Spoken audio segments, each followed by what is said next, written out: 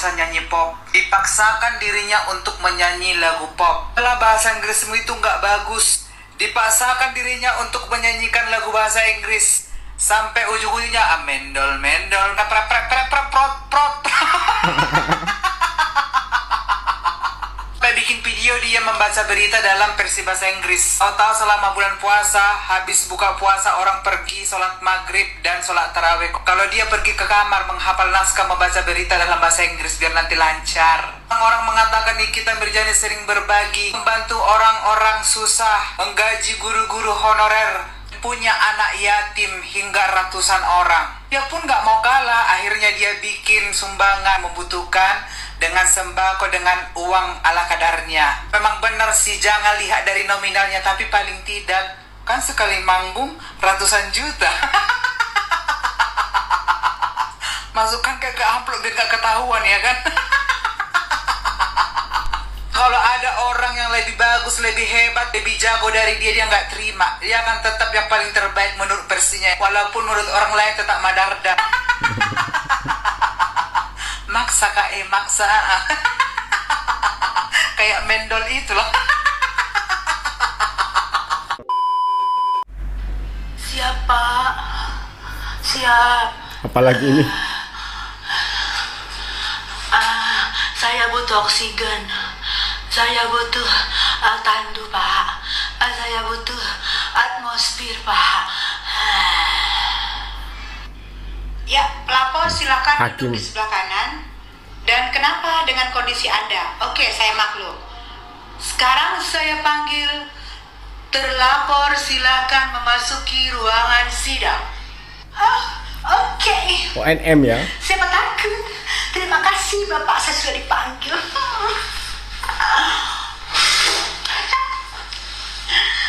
Hai, kamu yang melaporkan saya. Kamu yang melaporkan saya. Iya, habis saya disuruh Dalang nyuruh saya. Terpaksa saya harus melaporkan. Saya kan cuma wayang, padahal saya juga sebenarnya takut sama Anda. Tidak masalah, nggak apa-apa. Bilang sama Dalang ya, jangan kelamaan di tiang sutet. Saya sih nggak masalah, ini baru awal permainan saya. Tunggu nanti akan saya share semua bukti. Siap-siap Anda. Oh iya, sudah dipesankan tandu, sudah dipesankan atmosfer, sudah dipesankan itu oksigen. Bentar saya panggilin. Saya ambil oksigen buat kamu. Ini oksigen buat kamu. Tinggal kamu nanti begitu saya ngomong, begitu saya share bukti-bukti, tinggal kamu pakai colok aja. Ya, tinggal kamu colok, saya sediain semua buat kamu. Tandu di luar sudah ada, ambulans di luar sudah ada, semua sudah ada. Bisa enggak? Kalau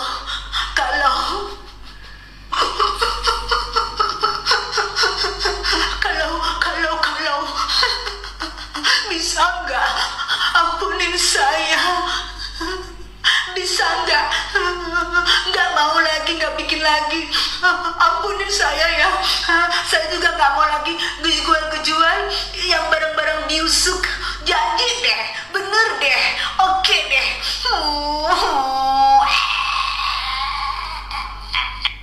Kamu kenapa? Kamu nggak ngeliat kalau saya bandonya aja ganti-ganti di sini? Saya tuh tidak ngaruh, mau lu penjarongin gue, mau lu tekong gue, nggak ngaruh buat saya. Bando saya ganti-ganti. Kamu lihat kalau saya itu cantik luar dalam ya. Lain kali kalau gitu kamu harus tobat sama saya ya. Jangan bikin-bikin gini lagi. Tobat. Stop. Apa ini? Kamu pelapor? Kalau masih bengek, gak usah pelapor-pelaporin orang yang sehat-sehat, yang cantik-cantik. Bikin malu aja. Udah, bubar. Jangan sampai saya naik meja ini tuh joget-joget. Apa ini? Sidang apa ini? Memalukan.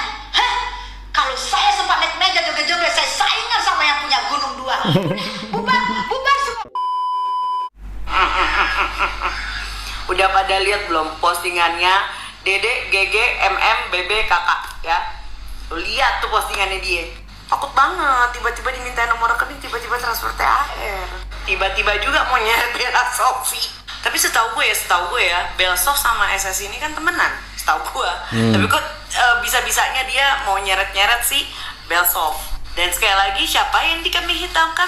Ya, MS Glow. Bahkan kalau misalnya lu lihat postingannya si Dede, GG, MM, BB, kakak ini digembok ya, lu bisa lihat dengan jelas pointer-pointer untuk nyerang MS Glow itu apa aja. Serem sih. Dan tentu saja salah satu targetnya itu adalah akun saya. Puncak komedinya adalah gue dibilang cepunya seberang ya. Padahal gue adalah target selanjutnya. Kita yang logis-logis aja lah ya. Kalau gue cepunya seberang, nggak mungkin gue ditargetin say. Yang kemarin bilang bahwa Yolo ini cepu, main dua kaki, Yolo ini sudah menjawab. Buktinya dia menyerang SS. Dan sampai dengan saat ini belum ada lagi respon dari si P terkait pernyataan dari Yolo ini. Padahal postingan ini sudah lama. Dan kata si Yolo, kalau memang saya adalah cepu, kenapa saya menjadi target selanjutnya? Bahkan di captionnya Yolo ini menuliskan seperti ini. Kalau yang dituduh memeras aja sudah diproses. Nah, yang punya produk kok nggak diperiksa sih? Pak Polela, sebesar apa kesalahan mereka hingga mau memberikan uang tutup mulut dalam jumlah fantastis? Ada berita yang tidak kalah heboh dari kasus Nikita Mirzani, yaitu kasus dari Laura, anak dari Nikita Mirzani. Sebentar lagi sidang dari V kan segera digelar di Pengadilan Negeri Jakarta Selatan, dan kemungkinan sidangnya itu akan dilaksanakan secara tertutup karena menyangkut anak di bawah umur. Dan kalian tahu nggak, sebelum sidang berlangsung, si V secara tiba-tiba memutuskan kerjasama dengan R. Maksudnya R tidak lagi menjadi kuasa hukum dari V. Kalian tahu nggak guys, yang ketar-ketir siapa? Dalangnya, karena si V sudah memutuskan kerjasama dengan si R. Dan kalian tahu kan, si R sempat protes. Mereka tidak mempunyai hak untuk menghentikan saya sebagai pengacara mereka. Ternyata diduga itu suruhan si Dalang ini. Jadi si Dalang ini berusaha sekeras mungkin agar R tetap menjadi kuasa hukum dari V. Kenapa? Karena si Dalang takut nanti si V akan membongkar siapa dalang di balik semuanya. Postingan dari Bunda Paulina dan sang dalang kalut dan takut, menyuruh si botak untuk ngoceh terus dan memaksa tetap jadi kuasa hukum walau sudah dicabut kuasanya. Dalang kalut dan takut karena dua anak wayangnya memilih bertobat dan hidup damai. Dalang kalut karena kalau dua anak wayangnya bikin pengakuan siapa yang mengatur skenario dan terlibat dalam kasus mereka di persidangan, maka tamatlah mereka secara berjamaah. Kita tunggu apakah dua wayang ini berani untuk membongkar siapa yang mengatur semua skenario dari kasus Laura. Kalau dibongkar oleh V, itulah yang ditakutkan oleh si Dalang saat ini, maka tamatlah riwayatnya, akan kebongkar semua kejahatannya. Sidangnya sebentar lagi. Lang Dalang susah tidur ya, mikirin terus. Sidangnya di PN Jaksel, walau kemungkinan sidang tertutup untuk umum karena kasus anak di bawah umur, tapi kan kasih dukungan di luar ruangan gak apa-apa. Nah, kita tunggu nih, apakah dua wayang ini berani untuk membongkar, atau itu memang tujuan mereka ya, ingin membongkar biar semuanya terbuka lebar, biar semuanya jelas siapa sutradaranya yang mengatur semua skenario, sampai akhirnya si V dijebloskan ke dalam penjara. Kan tujuan utama mereka mengikuti si Dalang ini biar si V gak ditahan. Pasti itu, karena tujuan mereka kan membela adiknya. Tapi nyatanya mereka salah ngambil langkah hukum sepertinya, salah strategi. Mereka kalah dari NM dan akhirnya si V berhasil ditetapkan sebagai tersangka, ditahan, sudah mau sidang lagi. Artinya mereka kesal, mereka kecewa. Loh, katanya kalau kita mengikuti alur yang dibuat oleh sutradara ini, si V tidak akan ditahan, akan tetap bebas. Tapi nyata-nyatanya si V malah sudah ditahan di dalam penjara, bahkan sudah mau sidang. Wah, kita harus bongkar kedoknya si Dalang. Terlanjur basah, ya sudah, mandi sekali. Mungkin itu yang ada di pikirannya keluarga si V. Kita lihat.